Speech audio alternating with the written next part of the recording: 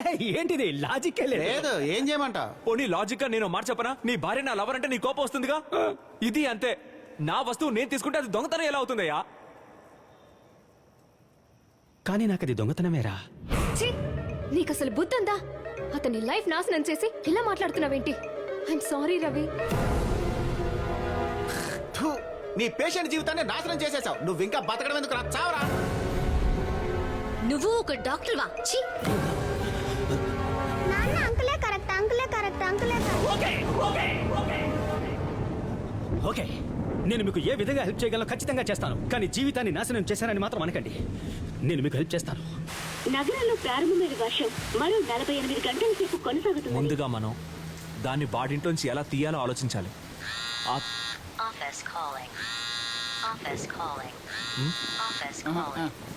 అంటే వాడు ఏ టైంలో ఇంట్లో ఉంటాడు, ఏ టైంలో బయటకు వెళ్తాడని మనం క్లియర్ గా తెలుసుకోవాలి. సూపర్ ఐడియా బా. సరే, అంటే అడవిలో మృగాల జాడ కనిపెట్టడం కోసం సర్వేలెన్స్ కెమెరా పెట్టినట్టు. అదంతా వర్కౌట్ అవ్వదు. మధ్యలో ఏంటి? అలాంటి కెమెరానే తీసుకువెళ్ళి వాడి ఇంటి ముందు పెడితే బావా అది వర్కౌట్ అవ్వదు. నీకేం తెలీదు, నువ్వు నోరు మూసుకో. అలాంటి ఏం తెలీదురా నాకు, ఏం తెలీదు.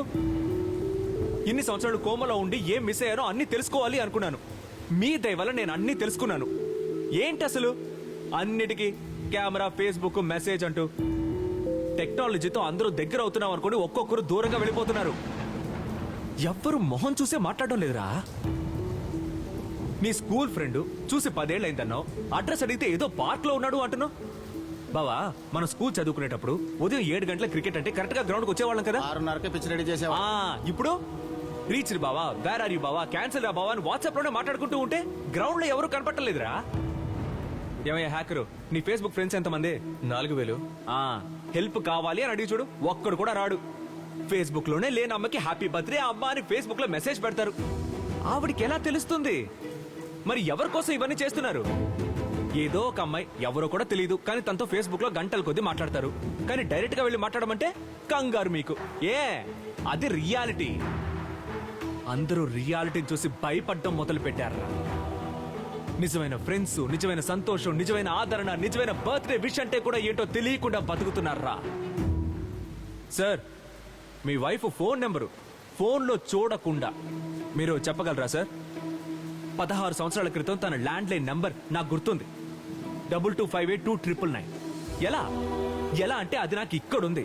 మీరందరూ ఇందులోనే మనిషిని మిషన్ చేయాలని చూస్తున్నారు, మిషన్ మనిషిని చేయాలని చూస్తున్నారు. అది ఎందుకో నాకు అస్సలు అర్థం కావట్లేదు. బావా, మీ వాడు మాట్లాడడం లేదు అన్నావే, ఎలా మాట్లాడతాడు? ఏం మాట్లాడతాడు? వాడితో మాట్లాడడానికి ఎవ్వరూ లేరు. నేను వాడితో మాట్లాడాను రా.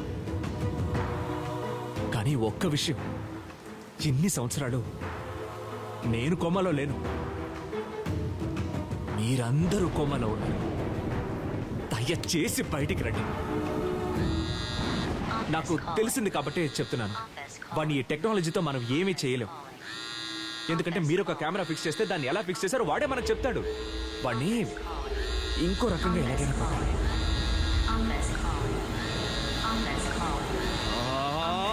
అసలేంటా ఎప్పుడు చూసినా దాని గోల. మా నాన్న ఉదయం 8ంటికి ఆఫీస్కి వెళ్ళి సాయంత్రం 6ంటికి వచ్చేవారు, మళ్ళీ ఉదయాన్నే 8ంటికి వెళ్ళేవారు. ఈ ఫోన్ ఉండడం వల్లే కదా ఎప్పుడు చూసినా రింగ్ అవుతుంది. కూర్చున్న కాలు, నుంచున్న కాలు, తింటున్న కాలు, పడుకున్న కాలు, వాడి కాలు, వీడి మెసేజ్, వాడి మెసేజ్. ఇంత పెద్ద ప్రపంచం ఉన్నప్పుడు ఈ చిన్న పెట్టికి బానిస అయిపోయారు కదరా. పగలు కొట్టా దాన్ని, పగలు కొట్టా దాన్ని, పగలు కొట్టా దాన్ని,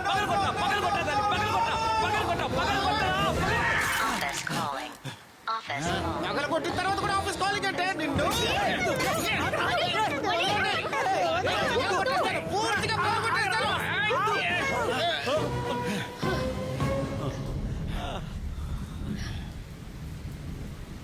రే, ఇప్పుడు ఎందుకు దాన్ని పగలగొట్టావు? నేను పగలగొట్టవేంట్రా? నువ్వు మాట్లాడిన మాటలకు అలా చేసేసి. నేనే మాట్లాడాను, కానీ నువ్వెందుకు నీ ఫోన్ పగలగొట్టావు? ఏదో ఎమోషన్ లో పగలగొట్టేశా. రే, మనలో ఎన్ని సంవత్సరాలుగా మారింది ఎమోషన్ మాత్రమే కదా బావా. దీంతోనేరా ఆ ధర్మరాజుని ఏమైనా చెయ్యాలి. నేను చెప్పింది మీకు అర్థమైందా? అయ్యో, ఎలా చెప్పాలి రే? మీరు చెప్పే టెక్నాలజీ అది ఇది ఇప్పుడు వచ్చిందిరా, అది మారిపోతుంది. కానీ పుట్టినప్పటి నుంచి మనతో ఉన్న బాధ, నవ్వు, సంతోషం, కోపం, రుచి, ఆకలి ఇవన్నీ మారవు రే.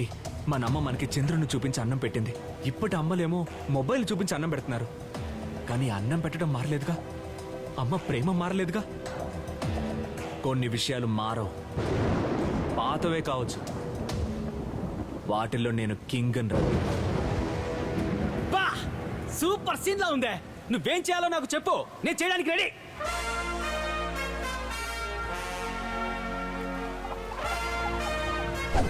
ధర్మరాజు తన ఇంటికి ఎప్పుడు వస్తున్నాడో వెళ్తున్నాడో తెలుసుకోవడానికి సర్వేలెన్స్ కెమెరా అవసరం లేదు. ఒక మనిషి చాలు. రోజంతా ఒంటరిగా కూర్చునుండే వాచ్మెన్ ని ఎవరైనా గుర్తించి కాస్త మాట కలిపితే చాలు. ఒకరికి మనం నచ్చాలంటే అతన్ని నవ్విస్తే చాలు. కానీ అతనికి మేము బాగా తెలుసు.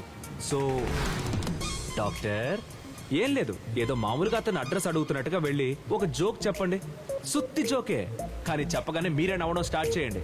అతను నవ్వి తీరాలి. ఏం చోకు? చంద్రకళ, సూర్యకళ, లక్ష్మీ కళ.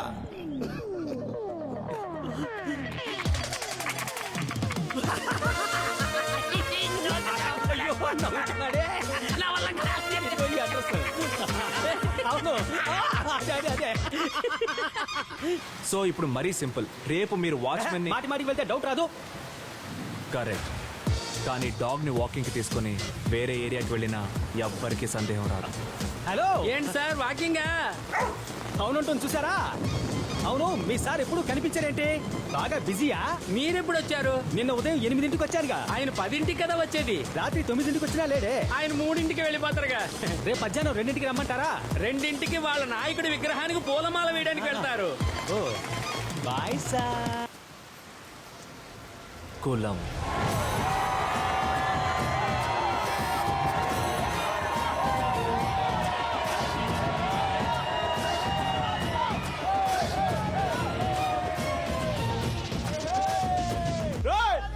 నీది రాజవంశం ఏంట్రా?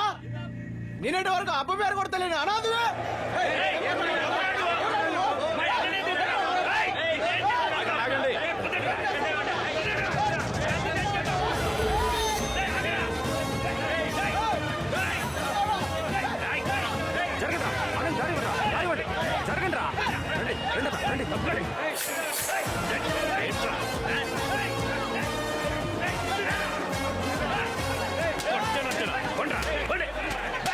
చంపేస్తారు ఎవరుకుంటున్నారా? గుంపులో నన్ను అడుగున్నారన్నా. ఏంటన్నా ఎలుగు తోలును తెచ్చి ఏడాది ఉతికిన నలుపు నలిపే గాని తెలుపు రాదు. వస్తుందట్రా, చెప్పరా? అది నీ చేతికి పెట్టిన గురి కాదురా, నీ కంఠానికి పెట్టిన గురి. ఆ యముడి చేతిలోని పాశం ఇప్పుడు నీ చుట్టూ ఉన్న వాళ్ళ చేతికొచ్చిందిరా. చావు నీ దరి చేరుతుందిరా. 16 ఏళ్లు నువ్వు చేసిన పాపాలన్నీ పండుతున్నాయి. నీ చావు మొదలయ్యింది. ఏంటి నమ్మకం లేదా? రేపు దాటి నువ్వు ప్రాణాలతో ఉంటేనే కదా. పాపం పోవాలంటే పరిహారం చేసుకో. వెళ్ళి ఆ శివాలయంలో ఈశ్వరుని ప్రాణభిక్ష కోరుకో. నీ కోట కూలుతోంది, ఆట ముగుస్తోంది. సందేహం, మూఢనమ్మకం, భయం, ఇక మీదట ఏం జరిగినా వాడికి భయంగానే ఉంటుంది. ఏ పిల్లి పిల్లి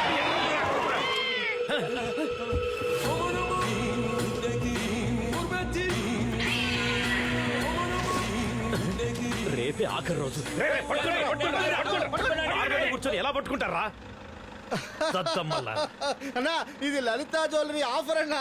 రేపు ఆఖరి రోజంట.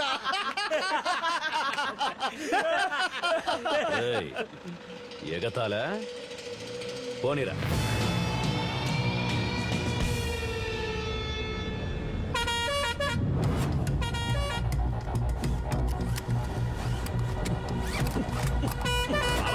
అది వర్క్ చేయదన్నా. ఏంట్రా నాది మాత్రమే వర్క్ చేయదా?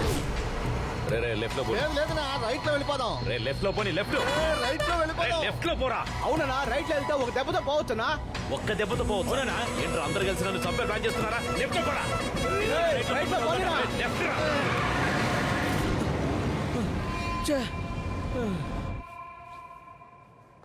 ఎక్కడికి వెళ్తున్నావు? సార్ నేను ఇంకో పేషెంట్ని చూడాలి సార్. వెళ్ళి త్వరగా రా. ఏంటిది భయం వేస్తుంది.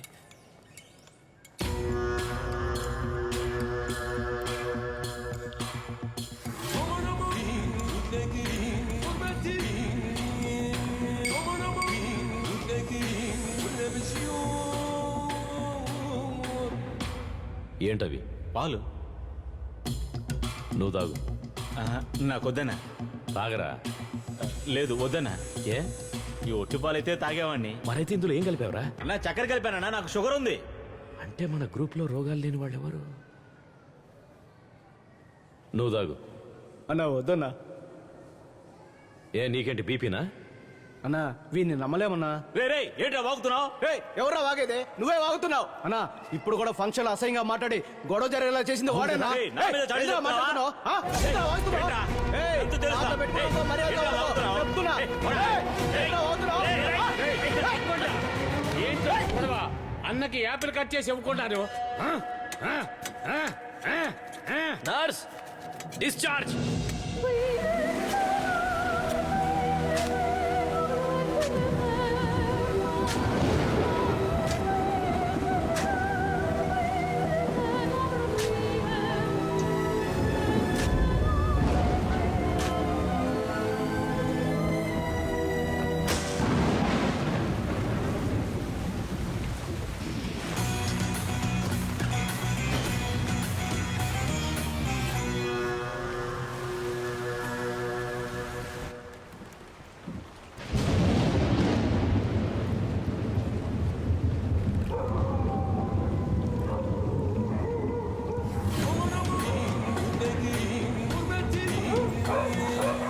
కుక్క మురుగుతుందిరా, నాకు భయంగా ఉందిరా.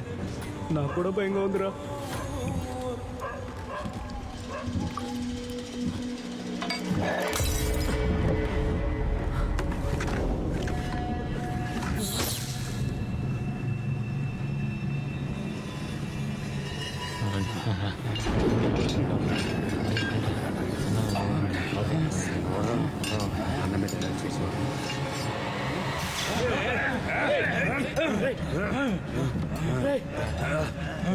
ఏంట్రా అందరూ నా చుట్టూ నిల్చున్నారు?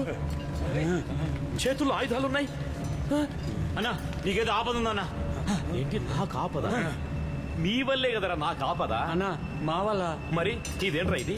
ఎవరు చేశారా ఈ పని? అన్నా మీకోసం గుడికి వెళ్ళి కుంకుమ కూడా తీసుకొచ్చారన్నా.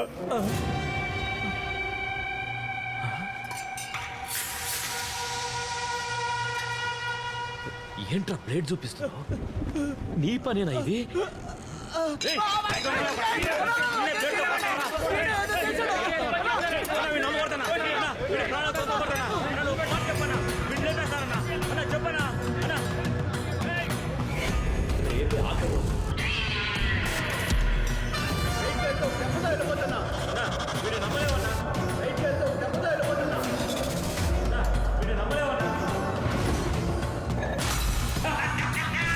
ఆ శివాలయానికి వెళ్ళి ఈశ్వరుణ్ణి ప్రాణభిక్ష కోరుకో.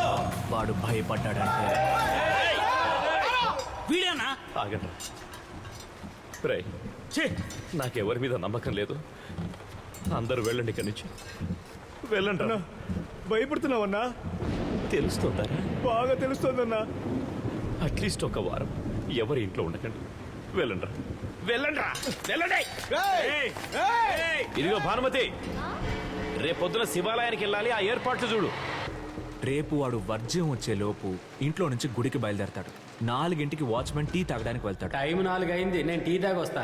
ఆ గ్యాప్లో మనం లోపలికి వెళ్ళాలి. ఆ వాచ్మెన్ తిరిగి రాకూడదు. ఎలా ఆపాలి? నేను ఒకటి చెప్తాను, కానీ ఎవ్వరు తిట్టకూడదు. చెప్పు. కామం.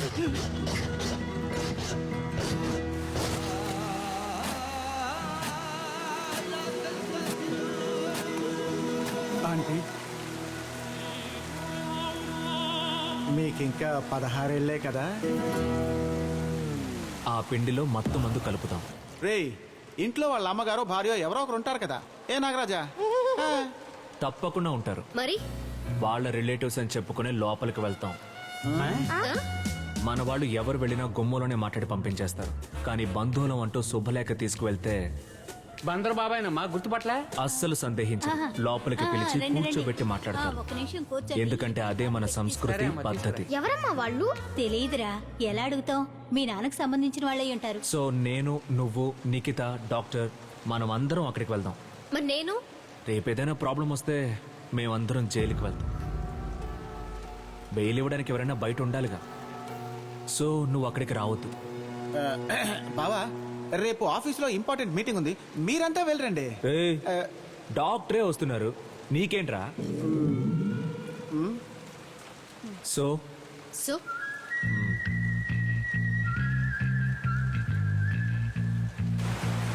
సెక్యూరిటీ, నేను గుడికి వెళ్ళొస్తాను. ఇల్లు జాగ్రత్తగా చూసుకో, ఓకేనా? అలాగే సార్. వర్షం ఏమాత్రం తగ్గకుండా కురుస్తూనే ఉంది. వీధంతా నీరు ఏరులే ప్రవహిస్తోంది. వర్షం ఇలాగే కొనసాగే అవకాశం ఉన్నట్టున్నారు. కనుక అందరూ సురక్షితమైన ప్రదేశాలకు చేరుకోవాలి.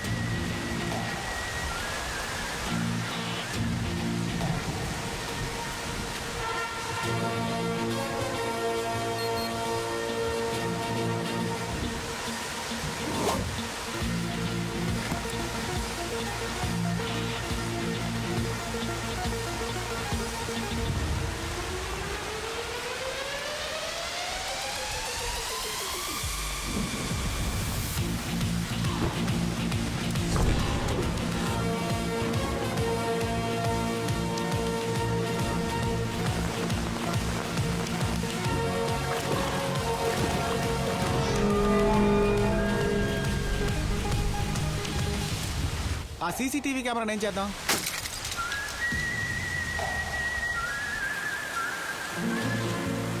ఈ ఏరియాకి కొత్తగా ఉన్నావు. మా అలాంటి వాళ్ళకి ఈ ఏరియా ఏముందయ్యా?